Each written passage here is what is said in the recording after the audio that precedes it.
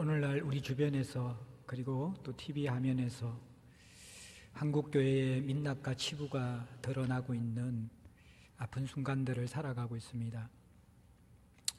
목회자인 저도 고개를 들 수가 없고 또 많은 성도들이 참 이 교회의 부패함들과 또 흔들거림과 무너짐 속에서 아파하고 있습니다. 우리가 이러한 현실을 분명히 직시하고 또 분별하고 회개하고 또 주님 앞에 돌이켜야 될 부분이 맞습니다. 그런데 우리에게 더 본질적으로 또 중요한 근본적인 문제를 생각해 보아야 할 때입니다. 무슨 말이냐 하면 교회가 일어나지 않아야 될 일들을 일으키는 것 분명히 문제이고 이 부분들을 해결해야만 하고 회개해야만 합니다. 그런데 이것보다 더 본질적이고 심각한 중요한 우선순위의 문제는 교회가 복음이 있다면 반드시 일어나야 할 일이 일어나지 않는 현상, 이것이 더 근본적이고 중요한 과제라는 것입니다. 오늘날 많은 성도들이 일어나지 않아야 될 교회의 치부, 그 가운데 중심이 되는 목회자의 문제, 분명히 한국교회가 해결해야 되고 회개해야 될 문제가 맞습니다. 그러나 또 하나 우리가 또 우리 자신과 교회에 던져야 될 질문은 일어나야 할 생명의 역사, 일어나야 될 더 선한 영향력이 교회에서 일어나고 있는가라는 것을 돌아보아야 하는 것입니다. 예수가 일으킨 복음 사건, 하나님 나라 복음은 세상을 흔들어 놓는 엄청난 영향력을 미치고 역동성을 가진 것입니다. 우리가 잘 아는 세계사의 분수령이 예수님이 태어나기 전 비포 크라이스트 그리고 우리 주님이 탄생하신 이후 에노 도미니로 갈라집니다. 개인의 역사나 세계의 역사의 중심 속에서는 히즈 스토리, 히스토리, 그분의 역사가 흐르고 있는 것입니다. 복음이 전거되는 곳에 자유와 해방과 치유와 회복과 갱신과 변혁이 일어났습니다. 여성과 아이들의 인권이 살아났고 흑인 노예들이 해방되어졌고 세상에 약하고 소외된 사람들이 하나님의 형상으로 회복되는 것, 그것이 바로 복음이 일으킨 변혁들입니다. 죄의 노예가 되어지고 무의미한 삶을 살던 사람들이 믿기 전과 그 후가 전혀 같을 수 없는 개인의 인생의 전환점을 만드는 것, 그것이 복음이 가져오는 영향력입니다. 그런데 오늘날 우리는 안타깝게도 복음을 가진 사람들에게 생명이 있기 때문에 반드시 일어나야 되는 꿈틀거리는 역사, 그것을 잃어버린 채 일어나지 않아야 될 일들에 대한 분노만 가지면서 근본적인 해결책, 근본적인 대안을 놓치고 있는 것은 아닌가, 그렇게 고민이 되어집니다. 살아있는 복음의 동력을 상실한 것, 이것이야말로 우선적이고 본질적인 성도와 교회의 문제입니다. 저는 오늘 지난주에 살펴보았던 비시디아 안디옥 회당에서 바울이 예수의 십자가 복음과 하나님 나라의 복음을 전간 이후에 일어나는 반향을 보고자 합니다. 복음이 일으키는 꿈틀거리는 생명력, 오늘날 성도와 교회가 반드시 회복해야 될 성령 안에서 일어나는 하나님이 선물로 주시는 역사들, 이것을 갈망하고 소망해야 되는 것이죠. 물론 강력한 복음의 역사가 일어날 때에는 생명의 역사뿐만 아니라 그에 반대하는 대적의 역사도 있습니다. 오늘 본문에 그것이 동일하게 일어납니다. 살아있는 공동체에는 생명의 역사가 일어날 것이고 끊임없는 시험과 공격들이 뒤섞이면서 하나님 나라가 진행되어져 나갈 것입니다. 오늘 우리는 바울 설교 이후에 비시디아 안디옥 지방에 일어나는 복음의 역동성과 일어나는 반향을 보면서 과연 우리가 놓치고 있는 더 본질적인 것이 무엇인가를 여러분과 함께 살펴보고자 합니다. 42절에 그들이 나갈새로 시작합니다. 바울이 비시디아 안디옥 회당에서 담대하게 예수의 십자가 복음, 하나님 나라의 복음을 전했습니다. 그 복음은 유대교 회당에서 랍비들을 통하여서 듣지 못하였던 새로운 것이었습니다. 바울은 그들에게 이것을 행하라, 저것을 행하지 말라라고 설교를 한 것이 아니라 신한 복음의 초청에서 이 복음의 요약에서 나오는 것처럼 너희가 알 것은, 복음은 하나님이 행하신 것을 너희가 먼저 알아야지 시작되는 것이다. 내 편에서 이것을 하고 이것을 하지 않고라는 윤리 기준과 종교적인 규칙을 내가 받고 그것을 지키거나 또는 이것이 지향하는 미래사회 또 유토피아적인 꿈을 꾸고 소망하는 것이 복음이 아니라 하나님이 무력하고 아무것도 할 수 없는 우리들을 위해서 예수를 통하여서 무슨 일을 하셨는가를 제대로 아는 것이 복음의 핵심이다. 그러면서 이 복음은 너희들 힘으로 바둥바둥 율법을 지키면서 의로워지기 위해서 공로를 쌓고 노력하며 살아가는 것이 아니라 이 사람을 힘입는 것이다. 예수의 십자가와 죽으심과 연합하여 그분과 관계를 가지는 것이고 그분이 구원자가 되는 것이고 그분이 구주가 되는 그 역사가 각자에게 임해야 되는 것이다. 그럴 때 우리가 종교에서 경험하지 못하고 모든 세상의 이데올로기가 줄 수 없는 두 가지 선물을 얻게 될 것인데 제사함과 의롭다함이라는 것입니다. 인생의 공고함과 무너짐은 성취하지 못해서가 아닙니다. 내 능력이 부족해서가 아닙니다.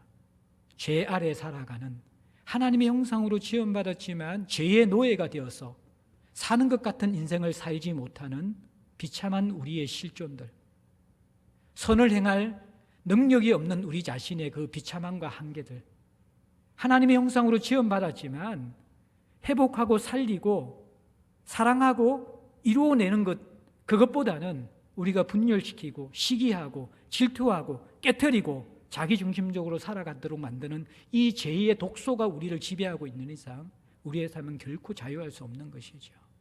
이 죄사함의 복음, 자유케 하는 복음, 복음 안에서 사는 것 같은 삶을 살 수 있도록 회복하는 예수를 힘있는 제사함을 경험하라고 초대했습니다. 그리고 이 죄의 해결뿐만 아니라 의롭다 함으로 나아가는 것, 죄짓지 않는 그러한 삶, 그것을 뛰어넘어서 신분적으로 의롭다 함을 은혜로 받을 뿐만 아니라 율법의 요구를 내 힘으로 살지 못하다가 하나님의 은혜와 사랑 속에서 살아가도록 하는 참다운 성도의 이 삶, 선한 삶, 예수가 살게 하시는 삶, 사랑의 강건함을 붙들림 받아서 살아가도록 하는 그 삶의 실체를 경험하라는 것입니다. 그것이 바로 복음의 초대였습니다. 예수를 힘있는 삶이었습니다. 그리고 이 초대와 함께 경고도 합니다. 이 생명의 초대가 거절하는 자들에게는 선지자의 예언처럼 놀랍고 두려운 멸망이 임할 것이라고 이야기합니다. 이제 이 복음 메시지를 선포하고 이들이 회당문을 나가려고 합니다. 어떤 일이 일어납니까? 42절에 보면 사람들이 청합니다. 반복해서 계속해서 무엇인가 요청합니다. 어떤 요청입니까? 다음 안식일에도 이 말씀을 하라. 다음 안식일에도 이 말씀을 다시 듣기 원합니다. 이 복음을 다시 듣기 원합니다. 당신들이 이 말씀을 전하고 이 고을을 떠나지 마십시오. 이 회당을 떠나지 마십시오. 다음 주일에도, 다음 안식일에도 다시 와서 우리에게 이 복음을 들려주십시오. 이들은 간절한 마음으로 다시 복음을 듣기 원했습니다. 여러분들이 좋은 공연을 보고 나면요, 마지막 곡을 부르고 나면 어떤 마음이 듭니까? 앵콜앵콜 하면서 그 사람 못 보내잖아요. 그보다 더한 갈급함으로 이 복음을 다시 듣고 싶습니다. 다음 주도 와주십시오. 바울과 바나바에게 요청하고 있는 것이죠. 그리고 또 더 나아가서 43절에 보면요, 회당의 모임이 끝난 이후에 유대인과 유대교에 입교한 경건한 사람들, 유대인뿐만 아니라 유대교에 입교한 경건한 이방인들이 많은 사람들이 바울과 바나바를 따라 나갔습니다. 왜입니까? 복음을 계속 듣기 위해서, 더 듣기 위해서 바울과 바나바를 따라 나가는 것입니다.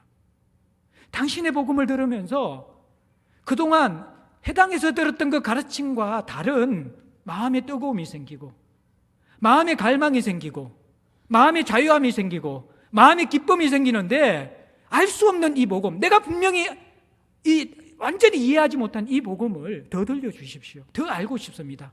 다음 안식일까지 우리가 기다릴 수 없습니다. 그러면서 이들을 붙잡으면서 계속 그 복음 이야기를 더 듣기를 원합니다. 그러니까 이 두 사도들이 그들과 더불어 말하고 있습니다. 그들의 질문과 그들의 궁금함에 모든 것을 쏟아내면서 그들이 체험했고 이 사도들이 먼저 누리고 있는 그 살아있는 복음을 계속해서 나눕니다. 그리고 긴 시간이 지나고 이제 정말 헤어져야 될 때 이 사도들이 마지막 권면하는 것이죠. 항상 하나님의 은혜 가운데 있어라. 복음이 주는 것은 은혜인 것이죠. 일한 것이었고 경건하지 않는 우리들이 이것이 기쁜 소식이 되는 이유는 내가 공로로 취득하는 것이 아니라 내가 열심히 살아서 이루고 성취하는 것이 아니라 죽은 우리들에게, 의에 대한 능력이 없는 우리들에게, 알지만 행할 수 없는 우리들에게 은혜로 말미암아 살리고 살도록 하는 이 복음의 진수, 예수를 힘있는 삶, 예수를 붙잡고 그분의 공로를 의지하는 은혜를 힘입어 다음 주 만날 때까지 잘 견디고 복음을 누리고 있으라. 그렇게 부탁을 하고 헤어집니다. 그리고 44절에 그 다음 안식일이 되었습니다. 한 주가 지났습니다. 어떤 일이 일어납니까? 비시디아 안디옥의 온 시민이 거의 다 하나님의 말씀을 듣고자 해서 모였습니다. 약간 누가가 가정법을 쓰는 것이죠. 회당이 얼마나 넓겠습니까? 많은 그 비시디아 안디옥의 사람들이 다 들어올 수 없는 공간입니다. 이 표현은 그야말로 이 복음에 대한 갈급함을 가진 사람들이 인산인해를 이루면서 회당이 미어 터지도록 안에 들어와 있고 밖에까지 사람들이 있어서 사도들이 전하는 복음을 듣기 위해서 운집하고 있는 그 장면들을 우리에게 선명하게 기술하고 있는 것입니다. 이들이 모였습니다. 무엇 때문에 모였습니까? 이방인 지역에서 그 유대인 회당을 찾아서 많은 사람들이 모였는데 이들이 기적을 보려고 모인 것이 아닙니다. 이들이 치유를 받으려고 모인 것이 아닙니다. 무엇 때문에 모였다고요? 말씀을 듣고자 해요. 하나님의 말씀을 듣고자 해요. 42절에도 이들이 다음 안식일에도 이 말씀을 전하라. 말씀에 대한 갈급함, 하나님의 말씀에 대한 갈망이 이들에게 회복되면서 생명의 복음이 던져지자 일어나는 역동적인 변화, 반향들을 선명하게 우리에게 보여주고 있습니다. 사랑하는 성도 여러분들,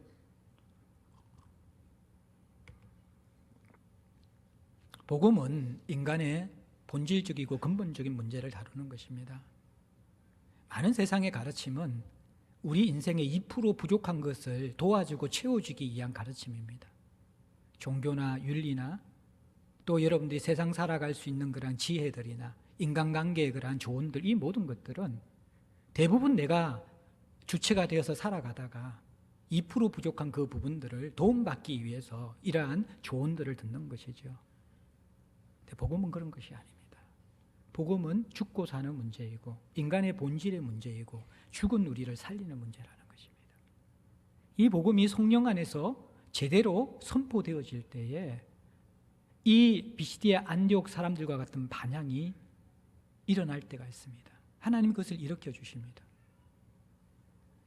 여러분도 알만한 한국교회에 정말 또 한국 사회에서 존경받는 기독교 윤리 실천 운동을 이끌어 가신 리더가 계신 교회에 제가 한번 설교를 하러 갔습니다.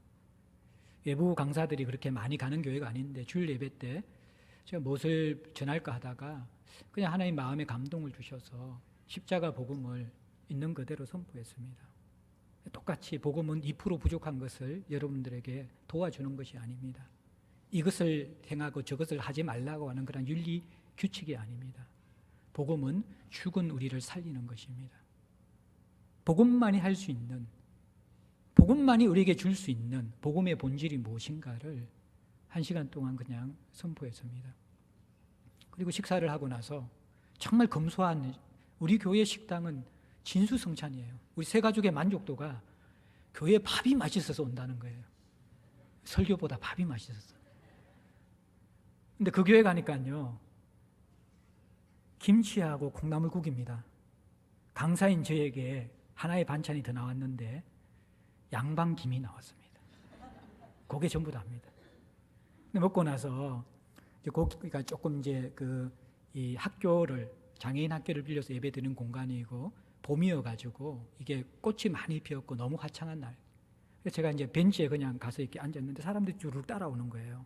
앉아서 교제를 하는데 그분의 한 분이 이런 말씀을 하시는 거예요.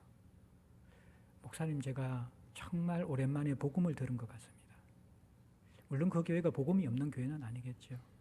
그러나 너무 이 인생의 의미, 또 어떻게 살 것인가, 어떤 그런 철학적이고 윤리적인 가르침들이 좀 더 많은 비중을 차지했던 그런 교회였는데 복음 자체에 대한 설교를 들려주게 되어지니까 사람들이 이게 복음이구나 느끼면서 자기가 이것이 복음이 죽고 사는 문제라는 것들을 오늘 말씀을 들으면서 심각하게 생각했다라는 거예요. 그리고 그 교회에서 외부 강사를, 수련회 주강사를 부른 적이 없는데 제가 여름 수련회 때 가서 에베소서 말씀을 4번 전했습니다. 복음을 전한 것이죠. 그러면서 귀한 교제를 했던 경험이 있습니다. 복음이 전거되어지면요, 사람들은 영적인 존재이기 때문에 정말 반응합니다. 요즘 젊은이들 여러분들 복음에 관심이 없는 줄 알죠? 그렇지 않습니다. 복음 아닌 딴 것으로 그들에게 접근하면요, 세상에 더 매력적인 게 많기 때문에 관심을 안 가집니다. 그러나 엑기스인 진짜 복음을 가지고 성부를 걸면서 하나님의 마음으로 전가할 때 하나님이 역사를 일으켜줍니다. 제가 작년 여름 수련회 때 선교단체 수련회 가서 복음을 5일 동안 전했습니다. 4일 정도, 이제 4박 5일 동안 전했는데 참 좀 놀라운 일이 일어났어요. 복음을 잘 들을 뿐만 아니라요, 설교를 하고 제가 이제 숙소에 들어와서 쉬고 있는데 이제 샤워를 하고 쉬면서 이제 좀 내일 말씀 묵상하고 자려고 하는데 아이들이 이렇게 밖에서 문을 두드리는 거예요. 보니까 5-6명의 아이들이 줄을 서 있어요. 상담할 게 있다라는 거예요. 근데 놀라운 게 대부분 제가 이제 그때 집회에 가면요, 상담의 내용들이 이성교제 문제들, 가정의 상처들, 이런 것들이 대부분이거든요. 근데 제가 3일 동안 아이들이 한 새벽 1-2시까지 계속 줄을 서 있는 거예요. 제가 밤에 서너 시간을 상담했어요, 얘들을. 근데 그 내용의 한 70-80% 이상이 뭐냐 그러면 하나님을 더 알고 싶다라는 거예요. 자기가 하나님을 경험하지 못하고 복음이 뭔지 모르겠는데 뭔가 이렇게 이 말씀을 들으면서 문제를 발견했고 알고 싶다라는 거예요. 어떻게 하나님을 찾아야 되고 어떻게 만나야 되는가, 그런 이야기를 막 하는 거예요. 제가 몸은 피곤했지만 너무너무 감사하고 귀한 제가 이렇게 수련회를 보냈던 것 같아요. 하나님은 이 인간의 본질을 다루는 복음을 통해서 이 하나님이 역사할 때 정말 반향이 일어나거든요. 물론 이것이 매주마다 일어나면 좋은데 이 특별하게 이 비시디의 안디옥의 회당과 같은 그러한 역사가 일어날 때가 있어요. 바울이 여러분들 구브로 섬에 가서 여러분들 이렇게 버가에서도 복음을 전하고, 이 두 군데에서 이렇게 동쪽 서쪽 두 군데에서 이렇게 복음을 전했잖아요. 근데 거기에서는 이러한 강력한 역사들, 물론 이제 엘루마에 대해서 대적하는 것을 하면서 서기오 바울을 회심시킨 사건이 있지만 설교에 대한 강력한 역사는 기록하지 않았기 때문에 늘 이런 일이 있는 건 아니에요. 근데 제가 볼 때 이제 묵상해 보니까 3가지가 이렇게 같이 맞아떨어질 때, 하나는 성령의 역사. 이 역사는 인간이 인위적으로 만들어낼 수가 없습니다. 복음의 이 역동성들은 성령께서 정말 영혼을 구원하는 그 갈망이 저보다 더 있을 때, 그럴 때, 특별히 그래서 여러분들 이 능크리스찬들에게 복음을 전할 때 이런 일이 일어나요. 하나님이 더 갈급하시기 때문에. 능크리스찬들 십자가 복음을 어떻게 이렇게 그들이 알아듣습니까? 죄에 대해서 이야기하는데. 근데 1시간 반씩 메시지를 지나는데 흡입되어서 막 애들이 막 확 빨려 들어와요. 그것을. 제가 하는 게 아니라는 걸 느껴, 그때마다. 성령님이 정말 이들을 생명을 주시기를 원하시구나. 그것을 내가 느낄 때가 있고요. 또 하나는 이제 이 설교자가 여러 가지 복음 성경의 메시지가 있지만 정말 예수 이야기를 할 때, 죄와 십자가의 이야기를 할 때, 그때 은혜가 강력하게 임하는 걸 느낍니다. 근데 그만큼 그때 영적 공격도 많습니다. 설교 중에 제일 힘든 게 뭔지 아십니까?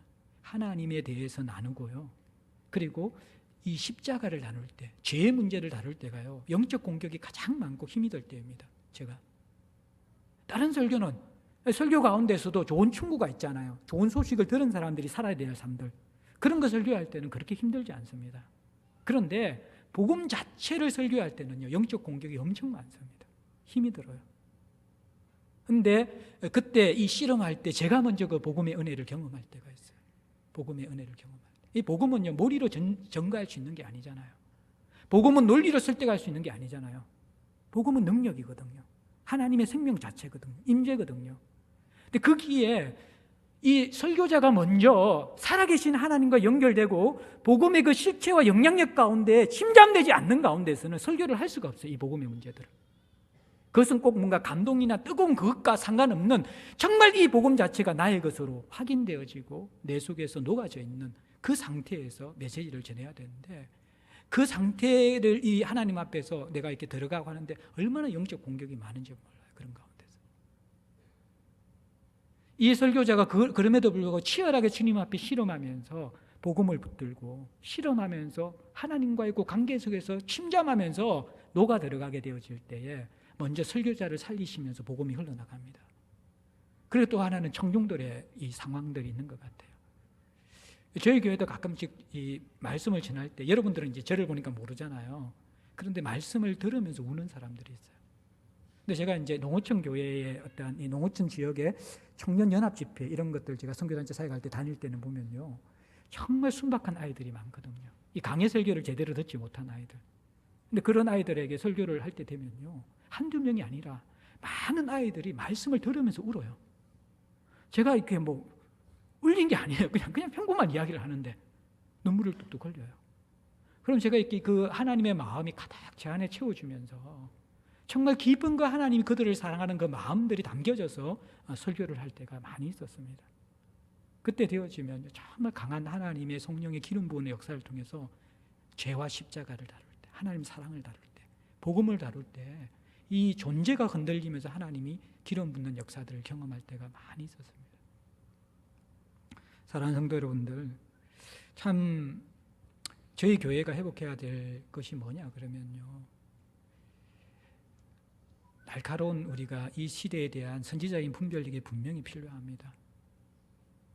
여러분들이 맹신도가 되면 안 되는 것이죠. 정말 제대로 이 복음이 무엇을 이야기하는지를 잘 보면서 좋은 게 좋다는 것이 아니라 하나님의 말씀, 선지자적인 메시지에 귀를 기울이면서 우리 안에 이 죄의 부패함들과 수치스러운 것과 또 벌거벗은 것을 눈에 안약을 넣어서 보고 회개하고 가슴을 찢는 그 역사들이 분명히 우리들에게 필요합니다. 그런데 더 먼저 일어나야 될 일들이 있다는 것입니다. 그것이 무엇입니까? 생명의 역사들, 이 복음의 역사들. 말씀을 여러분들 다시 듣고 싶습니까? 다시 듣고 싶습니까? 이들은 그 다음 안식일에 또다시 그 말씀을 듣고 싶어 했습니다. 설교 시간이 끝났는데 또 듣고 싶습니까? 목사님 설교도 긴데 2번 죽이는 거죠. 그죠? 더 들으라 그러면 산소망을 끊는 것이고. 이들이 그 말씀이 마친 다음에 사도들을 붙잡고 끝없이 복음에 대한 궁금증을 이야기하고 있는 모습들.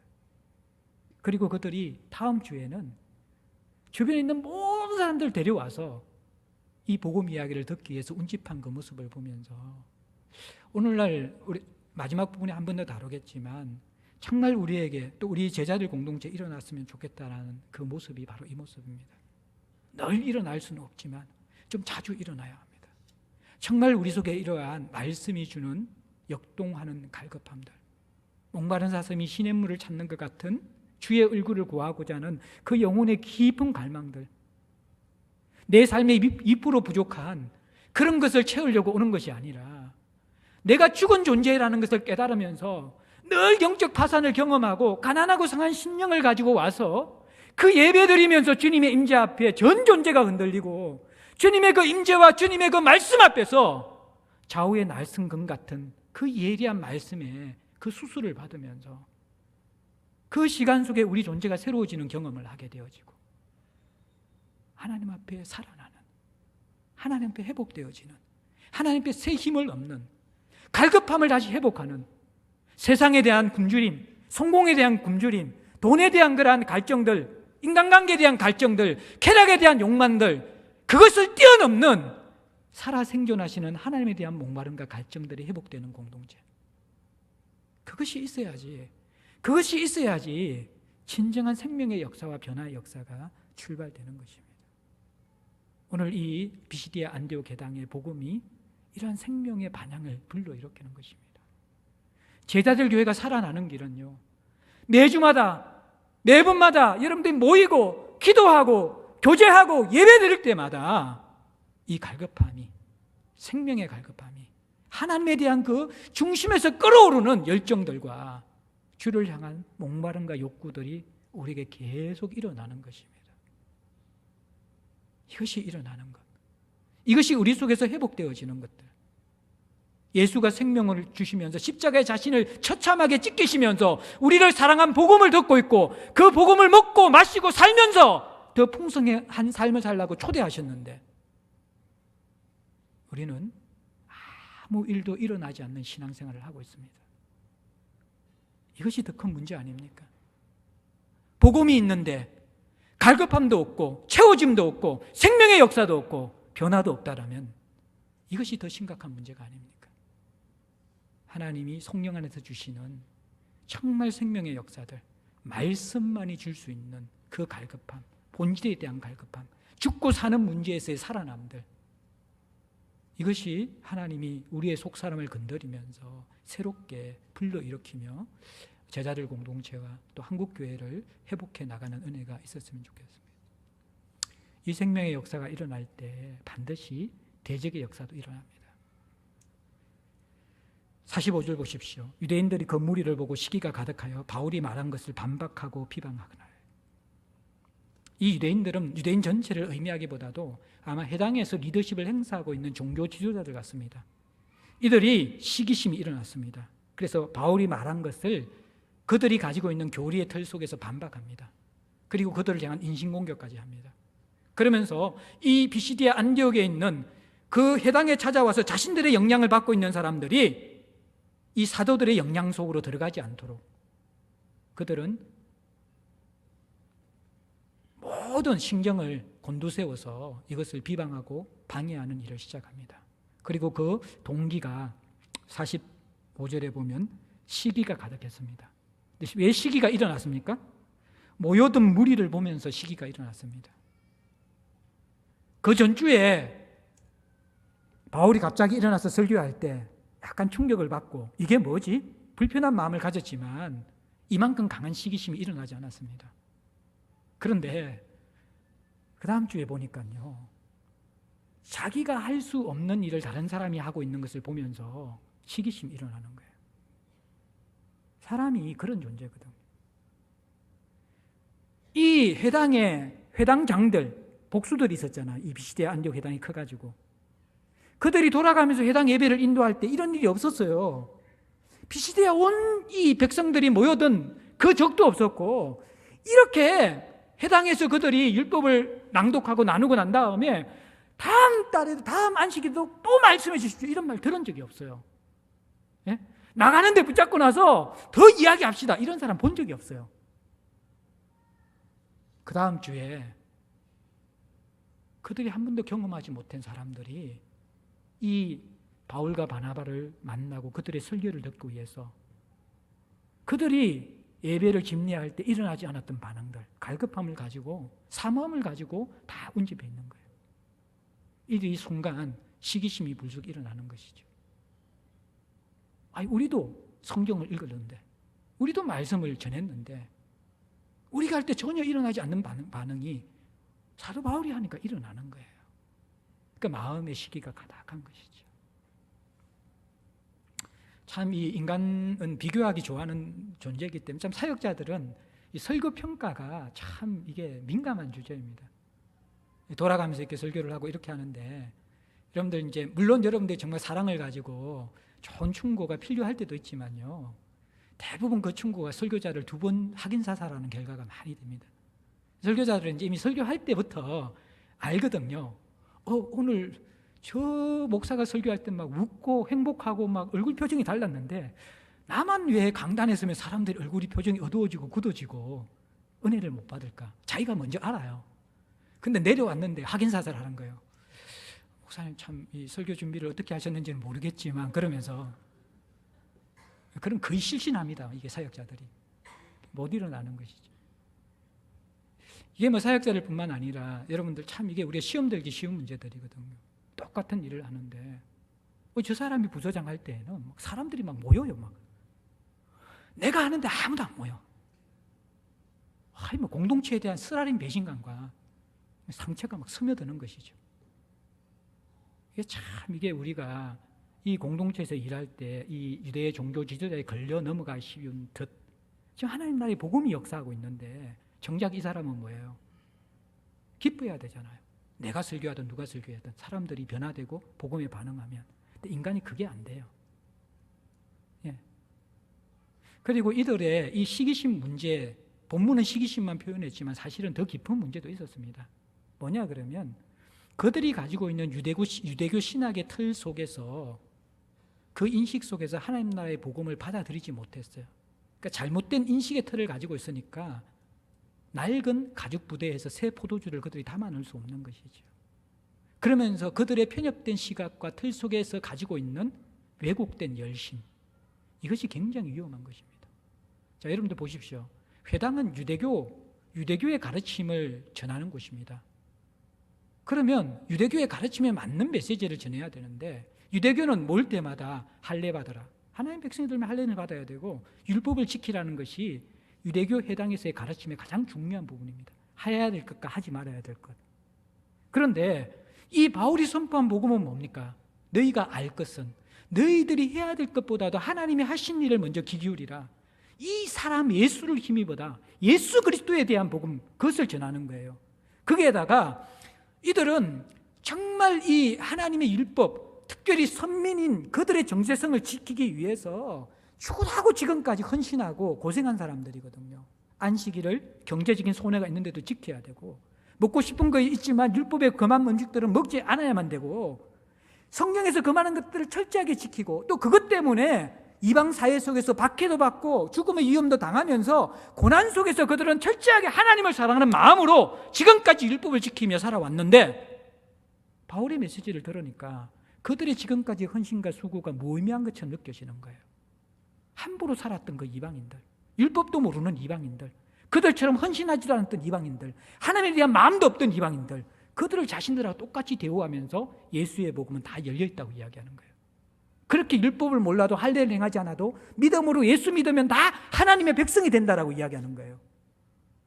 이 유대인들의 사고 속에서는 율법을 지키지 않는데 할례를 받지 않는데 어떻게 하나님의 백성이 되는데 우리가 율법을 지키기 위해서 얼마나 지금까지 고생을 했는데 얼마나 생명을 걸고 지금까지 헌신하며 살아왔는데 자신들의 그동안의 열심과 헌신을 무의미하게 만드는 메시지처럼 느껴지는 거예요.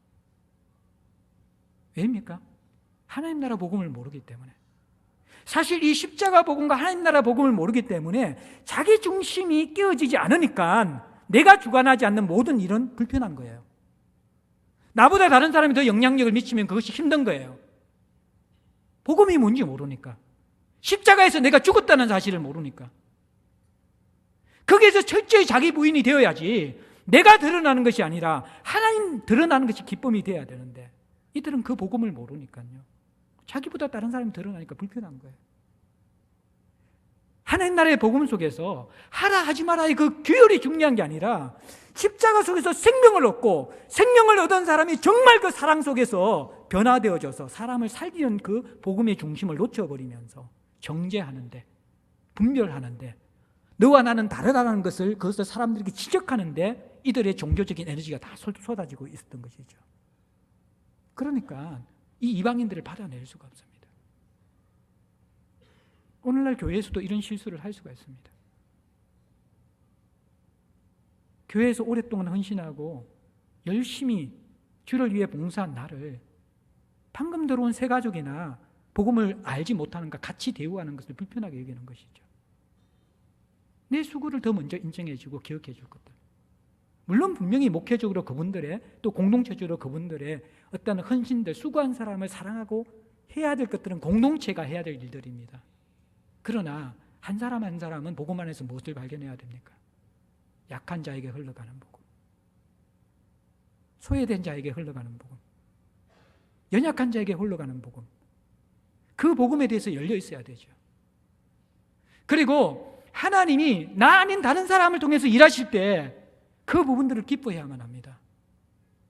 근데 우리가 그것이 잘 사실은 이 유대인들처럼 십자가 복음과 하나님 나라의 복음을 잘 모르면요 갇혀집니다. 결국 이 하나님 나라의 복음의 역사를 누가 지금 태클 걸고 있습니까? 종교 지도자들이에요. 기득권자들이에요.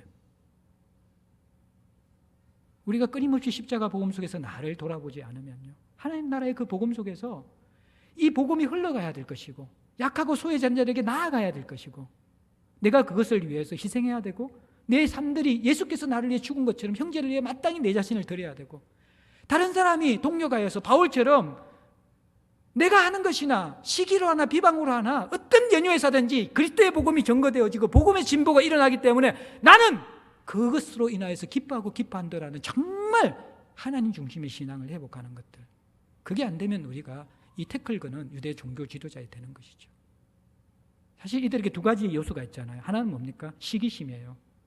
그런데 누가는 이 시기심을 전면에 내세웠지만 이들은 바울처럼 하나님을 향한 열심으로 이들을 핍박하고 사도들의 복음 전거를 막았다고 분명히 생각했을 거예요. 근데 그것이 무엇입니까? 하나님을 향한 열심이 자기의 간섭이고 잘못된 신학인 것이죠. 십자가를 보고 하나님을 모르면서 종교적인 간섭과 오랜 동안에 자기 안에 있는 그 선입견에 갇혀가지고 하나님이 일으키시는 변화의 장애물이 되는 것이 바로 종교 지도자들의 모습이라는 것입니다. 이러한 이 유대의 종교 지도자들에게 바울이 이렇게 이야기합니다. 46절에 하나님의 말씀을 마땅히 먼저 너희에게 전할 것이다. 그리고 나도 지금 가는 곳마다 해당해서 먼저 너희들에게 복음을 전하고 있지 않는가? 이 복음은 너희들을 위한 것이기도 했다. 그런데 문제는 뭐냐 그러면 너희가 그것을 버리고 영생을 얻기에 합당하지 않은 자로 자처하면서 복음을 거절했다는 것입니다. 하나님은 너희들이 먼저 복음을 들었고 복음을 가진 자 너희들이 먼저 영생을 누리기를 원했는데 마치 너희들은 하나님이 너희들에게 영생을 주지 않는 자로 자처하는 것처럼 복음을 거절하고 있다는 것입니다. 너희들의 특권의식을 무너뜨리는 것도 아니고 너희들의 그동안의 어떤 헌신과 열심들에 대해서 무시하는 것도 아니라는 것입니다. 먼저 하나님은 너희들에게 복음을 전하고 싶어하고 먼저 하나님은 너희들이 그 사명을 감당하기를 원하고 하나님은 먼저 너희들을 축복해서 축복의 통로가 되기를 원하는데 너희들은 그 사명을 잊어버리고 특권의식에만 매여서 가지고 마치 영생을 얻지 않기로 작정한 것처럼 생명의 복음을 지금 거절하고 있기 때문에 이 복음을 흘러가야 되기 때문에 너희들 대신 내가 이제 이방인들에게 복음을 전할 수밖에 없는 것이다. 이건 본래 너희들의 사명이었다. 너희들이 안 하니까 내가 하는 것이라는 거예요. 그러면서 뭐라고 이야기합니까? 47절에 이제 이사야의 예언을 통해서 이야기하는 것이죠. 내가 너를 이방의 빛으로 삼아 너로 땅끝까지 구원하게 하리라. 물론 이 이사야의 예언의 첫 번째 이 대상은 예수 그리스도입니다. 예수를 통해서 땅끝까지 복음의 빛이 되게 하는 것. 근데 이것은 예수 그리스도의 하나님 나라의 복음을 들은 모든 이 바울과 같은 사도들, 제자들 그리고 우리들에게도 해당되는 일입니다. 이것은 사실은 본래 유대 백성들, 이스라엘 백성들을 아브라함을 택할 때부터 만민에게 복을 온 세상의 사람들의 복의 근원으로 만백성의 복의 근원으로 삼은 것이죠. 근데 그것이 그들은 이 사명을 저버렸습니다. 그들만의 특권 속에 갇혀져 버렸습니다. 그래서 그것이 이제 예수 그리스도를 통해서 일어나는 것이고 그 예수 그리스도의 하나님 나라의 복음을 받은 사도와 제자와 우리들이 계승해 나가야 될 사명이라는 것입니다. 이 복음을 듣고 나서 48절에 이방인들은 듣고 크게 기뻐합니다.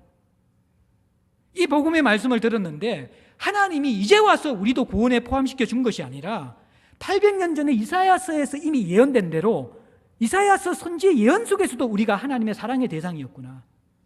사실은 800년 전이 아니라 창세전부터 이 복음은 모든 인류가 하나님의 사랑의 대상이라는 것을 선포하는 것이죠. 복음을 통해 구원의 기쁨을 누리고 있는데 그 사랑이 창세전부터 하나님의 마음속에 있었다는 사실을 알고 이방인들은 기뻐 뛰며 어찌할 줄 모릅니다. 그리고 나서 하나님의 말씀을 찬송합니다. 참 독특한 표현 아닙니까? 하나님을 찬송하는데 하나님의 말씀을 찬송한다고 이야기해요. 무엇입니까? 이 하나님의 말씀 속에 있는 하나님의 마음, 말씀을 하나님 보듯이 하는 태도, 이게 이방인들이 복음을 듣자마자 일어났다라는 거예요. 살아있는 신앙의 핵심이 뭔지 아십니까? 말씀을 하나님을 보듯 하는 것. 말씀을 하나님을 경험할 수 있는 사람이 그게 건강한 신앙을 가지고 있는 사람입니다. 말씀을 머리를 가지고 내 이성의 잣대로 판단하고 조각하고 그것을 분석하고 해석하고 파헤쳐버리는 사람들, 하나님을 만나지 못합니다. 물론 맹목적인 신앙을 가지라는 것이 아닙니다. 말씀은 그 이상이라는 것입니다. 말씀은 분명히 우리가 이성을 가지고 연구해야만 합니다. 그러나 내가 말씀을 읽은 다음에는 말씀이 나를 읽도록 해야 됩니다. 하나님이 내 인생을 읽도록 해야 되는 것이죠. 말씀이 살아 꿈틀거리도록 해야 됩니다. 말씀, 하나님의 말씀을 찬양하는 신앙, 이것이 진짜 신앙입니다. 말씀 속에 하나님을 만나고 말씀 속에 하나님을 경험하는 이들이 이 기쁨을 가지고 하나님을 찬양하고 있는 것입니다. 그리고 영생을 주시기로 작정된 자는 다 믿더라. 무슨 말이냐 그러면, 이 예정론을 여러분들 많이 오해하시는데, 쉽게 이야기하면 뭐냐 그러면요, 구원은 우리가 이룰 수 없어요. 성경은 우리가 영적으로 죽은 자라고 이야기하거든요. 죽은 시체가 어떻게 반응합니까? 들을 수 있습니까? 해석할 수 있습니까? 돌이킬 수 있습니까? 죽은 시체는 그것이 불가능합니다. 우리는 성경에서 에베소서에서 허물가지로 죽은 상태에 있는 사람들입니다. 죽은 상태에 있는 우리들이 말씀이 들려지는 것은 살아계신 성령께서 우리 안에 들어오셨다는 것입니다. 그 말씀이 내 것으로 느껴지는 것은 내가 믿고 싶어서가 아니라 하나님이 우리 영혼을 건드리시고 계시다는 것입니다. 그래서 구원은 무엇입니까? 구원받은 모든 사람들은 내가 하나님을 믿은 것이 아니라 하나님이 나를 작정하듯이 붙잡아서 믿게 하셨다는 고백을 할 수밖에 없는 것입니다. 그리고 나서 49절에 주의 말씀이 그 지방에 두루 퍼지니라. 생명의 역사가 쫙 번져나갑니다. 그러니까 생명의 역사는 계속해서 이 대적의 역사와 왔다 갔다 하면서 이렇게 주고받고 하면서 계속해서 이렇게 일어나거든요. 이 유대인들이 가만히 있습니까? 어떻게 합니까? 이에 유대인들이 경건한 기부인들과 신의 유력자들을 선동했습니다. 이들에게 해를 가할 수 있는 리더십을, 영향력을 가지고 있는 사람을 선동했는데, 경건한 이렇게 기부인들, 이방인 가운데, 여자 가운데서 유대교에 개정하거나 호의를 가지고 있는 사람들이고, 그 다음에 여기에 그 유력자들은 실제적으로 법과 행정적인 조치를 할 수 있는 비시디아 안디옥에 있는 그러한 정치 지도자들을 의미하는 것입니다. 이들을 선동합니다. 그래서 바울과 바나바를 박해하게 하는 것이죠. 이게 박해는 말로 이렇게 꾸짖는 것이 아니라 신체에 해를 가하는 것입니다. 아마 이 루스라 이고니에서 이렇게 고난을 받은 것처럼 비시디아 안디옥에서도 바울이 많은 성경학자의 태장을 맞은 것 아닐까, 그렇게 해석합니다. 그리고 나서 쫓겨나 버립니다. 내게 보면요, 참 이 종교 지도자들도 기득권자들이잖아요. 해당의 기득권자들. 근데 이들과 함께 선동하는 사람이 누구입니까? 기부인들과 유력자들, 다 기득권자들입니다. 복음이 참 이 기득권자들을 제외하지는 않아요. 복음 속에서는, 성경 속에서는 여러분들 우리가 안디옥 교회 가운데 헤롯의 젖동생 마나인이 있었잖아요. 그런 사람들도 복음 안에 부름을 받습니다. 그런데 이 기득권자들은 잃을 것이 많기 때문에 사실은 그것을 지키고 싶어서 복음에 대해서 적대적인 경우가 훨씬 더 많은 것입니다. 근데 어쨌든 이들이 선동과 함께 합류해서 복음에 둔한 사람이 되어져서 복음의 역사를 방해하고 있는 모습이 있습니다. 그러면서 이제 마지막 51절에 사도들의 모습과 남은 비시디아 안디옥의 제자들의 모습으로서 말씀을 마무리하는데, 사도들은 두 사람이 그들을 향하여 발에 티끌을 떨어버리고 이고니온으로 갔다. 이고니온은 이제 바울의 1차, 2차 선교 여행의 중심지입니다. 계속해서 이것이 이제 이게 왔다 갔다 하는 그런 선교 중심지가 되는데, 이것으로 떠나게 되는데 발에 먼지를 털어버려요. 이것은 예수님께서 제자들에게 복음을 전할 때에 복음을 전한 그 지방의 사람들이 듣지 않고 거절하게 되어지면 그 마을을 떠날 때 발에 먼지를 털어버리라 명령하셨잖아요. 이 의미는 뭐냐 그러면, 발에 먼지를 턴다라는 것은 내가 너희들에게 생명의 축복을 주었는데 너희들이 스스로 그것을 거절했기 때문에 발에 먼지를 털듯이 나는 너희들에 대한 책임을 완성했고 이제는 너희들의 핏값, 너희들의 생명에 대해서 상관이 없고 너희들은 이 먼지처럼 하나님의 심판으로 넘겨지게 되는 것이다 라는 무서운 경고가 있는 메시지가 바로 발에 먼지를 터는 것입니다. 물론 이것은 비시디아 안디옥의 모든 사람을 해당하는 것이 아니라 바로 종교 지도자들과 선동에 참여했는 그 사람들을 의미하는 것입니다. 그리고 52절만 함께 읽겠습니다. 시작. 제자들은 기쁨과 성령이 충만하니라. 여기 이 제자들은요, 사도들이 아니라 비시디아 안디옥에 남아있는 사람들입니다. 금방 복음을 들었는데 성경은 이들을 제자들이라고 이야기합니다. 자, 그런데 이 복음이 갈급함을 가졌잖아요. 갈급함을 가진 사람들에게 하나님 나라의 말씀이 들어가게 되어지면 어떤 일이 일어난지 아십니까? 이절의 상태를 보시다. 1차적으로 바울과 바나바가 이들을 지금 떠났습니다. 복음만 전하고. 그렇죠, 그죠? 그럼 그들이 정말 기쁨과 성령에 충만한 상태가 될 수 있습니까? 한국교회 문제가 뭔지 아십니까? 1차적으로는 저는 목회자의 문제라고 생각합니다. 근데 두 번째는요, 목회자를 지나치게 의존하는 성도들의 문제도 상당 부분 일조한다고 생각합니다. 카리스마적인 목회자가 없으면 그 교회가 무너질 것처럼 성도들이 먼저 우려를 합니다. 전혀 성경적인 생각이 아닌 것이죠. 비시디아 안디옥에 있는 제자들 보십시오. 금방 복음을 들은 사람들인데 바울과 바나바가 떠나는데 물론 인간적인 섭섭함과 아쉬움은 있겠죠. 그러나 그들의 기쁨과 성령의 충만함들을 앗아가지 못합니다. 왜입니까? 그들은 사람에게보다도 하나님께 더 붙들려 있는 상태가 되었기 때문입니다. 왜 그런 일이 일어납니까? 하나님 말씀이 그들에게 심겨져 있는 거예요. 참 제가 제자들 공동체에 감사하는 것은 1대, 2대, 3대 목사님이 바뀌면서 워낙 여러분들이 그분을 사랑하고 깊은 그런 관계를 맺었기 때문에 이 사랑의 진동들이 오랫동안 지속되어졌지만 그럼에도 불구하고 여러분들이 말씀을 붙잡으면서 사람에 구애되지 않고 대부분 교회를 떠나지 않고 교회를 지키고 있는 모습을 보면서 참 감사한 마음이 들었어요. 오늘 한국교회 왜 이게 세습이 이루어집니까? 너무 사람을 의존하는 것이죠. 교회의 주인이 누구입니까? 하나님 아닙니까? 하나님도 감당하지 못하고 담임 목사만 감당하는 교회 같으면 그것이 무슨 교회입니까? 인간의 집단이지. 목회자의 탐욕과 목회자의 어떠한 야욕이 1차적인 문제이겠지만 그분 없으면 안 되라는 너무 사람 중심을 사람을 의존하는 성도들의 신앙들이 하나님 앞에서 잘 다뤄줘야 되는 것이죠. 제가 금요예배 때 설교했지만 다윗이 유언을 남기며 떠나면서 너는 힘써 대장부가 되라 그러면서 지금까지 나는 너에게 보호자가 되었지만 이제는 더 강한 보호자이신 하나님을 붙들라고 솔로몬에게 이야기하거든. 물론 분명히 사람들은 어릴 때에는 본을 받고 어느 정도 자랄 때까지는 눈에 안 보이는 하나님보다는 눈에 보이는 본을 끼치는 사람들이 분명히 필요합니다. 이것까지 무시하면 안 돼요. 그러나 그 본을 따라 살아가지만 더 중요한 본과 더 중요한 보호자가 하나님으로 빨리 스위치 되셔야 되는 거예요. 그게 안 되면요, 제자 훈련이 아니라 하나님의 제자 훈련이 아니라 예수님의 제자 훈련이 아니라 인간 제자 훈련이 되는 거예요. 그 사람의 라인이 생기는 겁니다. 얼마나 무서운지 몰라요, 이것이. 바울과 바나바가 떠나지만 이들은 기쁨과 성령이 충만합니다. 남아있는 유대 종교자들이 여전히 이 기독교에 대해서 반박하고 비난하고 이들에게 핍박했을 것입니다. 그 밖에 속에서도 이런 기쁨과 성령이 충만한 가운데 있다라는 것입니다. 사랑하는 성도 여러분들, 한국교회의 문제가 뭐라고 생각합니까? 일어나지 않아야 될 일이 일어나는 거 분명히 심각한 문제입니다. 우리의 수치와 민낯이 발가벗겨지고 이제 공중파에서도 교회의 치부들이 만천하에 드러나고 있는 이 현실을 바라보면서 정말 우리가 통곡하고 회개하고 주님 앞에 가슴을 찢어야 될 때입니다.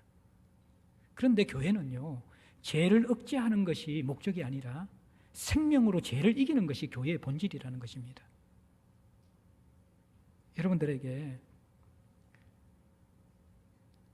숨은 한 가지 질문을 꼭 던지고 싶습니다.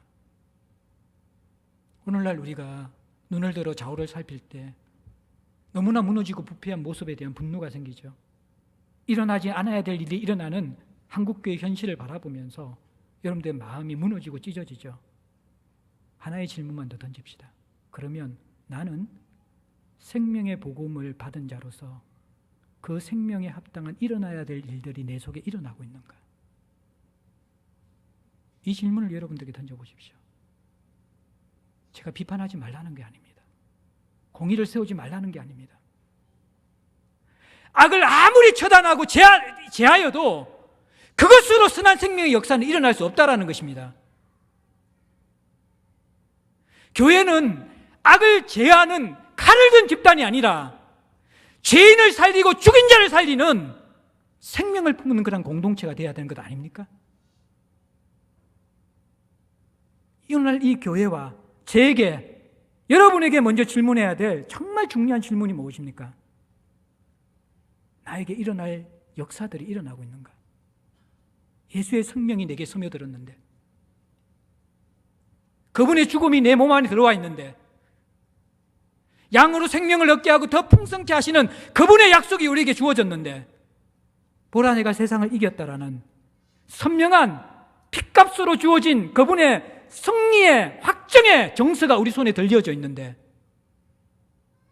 역사의 전환점이 되었던 예수 사건, 모든 사람을 살리고 자유케 했고 갱신과 개혁을 가지고 왔던 그 살아있는 복음의 역사들, 믿기 전과 믿기 이후를 완전히 갈라놓는 죽고 사는 문제에 생명을 주는 이 복음의 역사들, 이것이 우리에게 일어나고 있는가?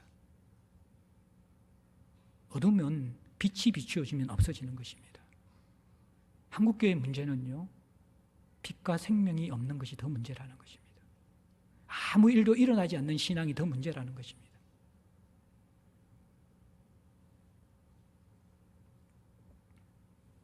사랑하는 성도 여러분들, 저를 비롯한 모든 한국교회 성도들이 두 가지 문제를 함께 붙잡고 회개해야만 합니다. 땅에 떨어진 우리의 삶의 수준들, 정말 값싼 구원을 가지고 복음에 합당한 삶을 살아내지 못하면서 예수 그리스도의 얼굴에 수치를 주고 있는 우리의 실체의 모습들을 가슴을 찢고 회개해야만 할 것입니다. 그리고 더 본질적으로 우리가 근본적인 회복과 개혁을 위해서는 더 깊은 부분에 들어가야 합니다. 무엇입니까? 아무 일도 일어나지 않는데도 괜찮다고 살아가고 있는 우리의 굳어있고 무력한 신앙 상태, 이 부분에 하나님의 은혜가 임해야만 합니다. 제자들 교회, 김세통 목사님이 이 한국교회 제자들이 없었기 때문에 제자를 세우고 싶어서 아마 이름을 명명한 것 같습니다. 요즘 제가 고민이 많습니다. 하나님 나라 속에 교회의 사명이 무엇입니까? 성도는 어떻게 살아야 합니까? 한국교회가 이렇게 무너지고 처참해지는데 우리는 도대체 어떤 역할을 해야만 합니까? 제자를 삼는 것입니다. 그것이 하나님 나라의 복음 전략입니다. 사람이 변하지 않는 데서 생명의 역사가 일어나지 않습니다. 제자가 어떤 자입니까? 날마다 회심하는 자입니다. 날마다 자기 중심과 죄에서 돌이켜서 하나님을 향하여 삶의 방향을 터는 자입니다. 제자는 성장하는 자입니다. 예수의 본을 받고 예수의 성품과 예수의 삶을 끊임없이 본받고 몸부림치면서 그분을 향하여 달려나가며 성장하는 자입니다. 그리고 제자는요, 재생산하는 자입니다. 내가 본을 받고 예수의 본을 받고 예수를 따르는 누군가의 본을 받고 다른 사람에게 복음을 흘려보내는 자입니다. 제가 고민하다가 제자가 이 세 가지가 있어야 되는구나. 생명이 있는 것은 기본이고 회심과 자라남과 재생산이 있어야 되는구나. 이것이 있어야지 소망이 있는 것이죠. 이것이 있어야지 다음 세대가 복음으로 세상을 변화시킬 수 있는 것이죠. 이것이 있어야지 정말 교회가 세상에 무엇인가 줄 것이 없는 2% 부족한 세상이 아니라 죽은 세상을 살릴 수 있는 유일한 생명력인 복음, 그것을 나눠줄 수 있는 교회가 되는 것이죠.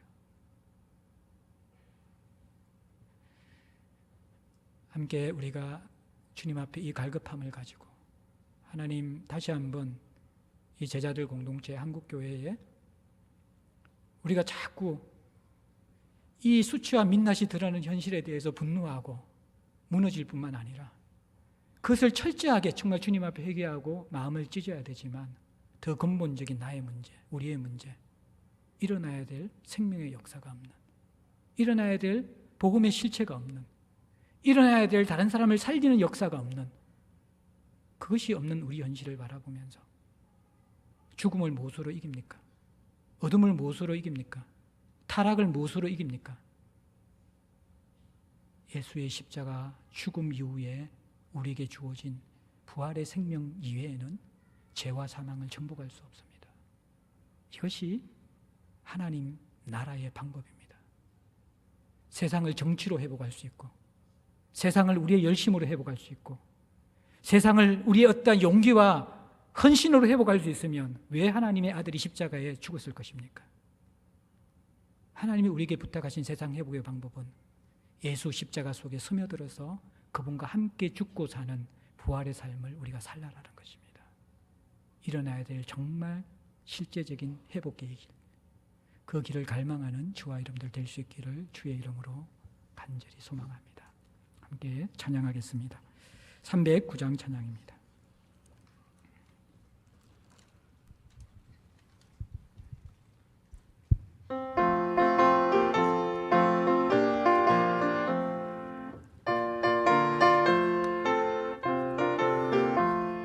목마른 내 영혼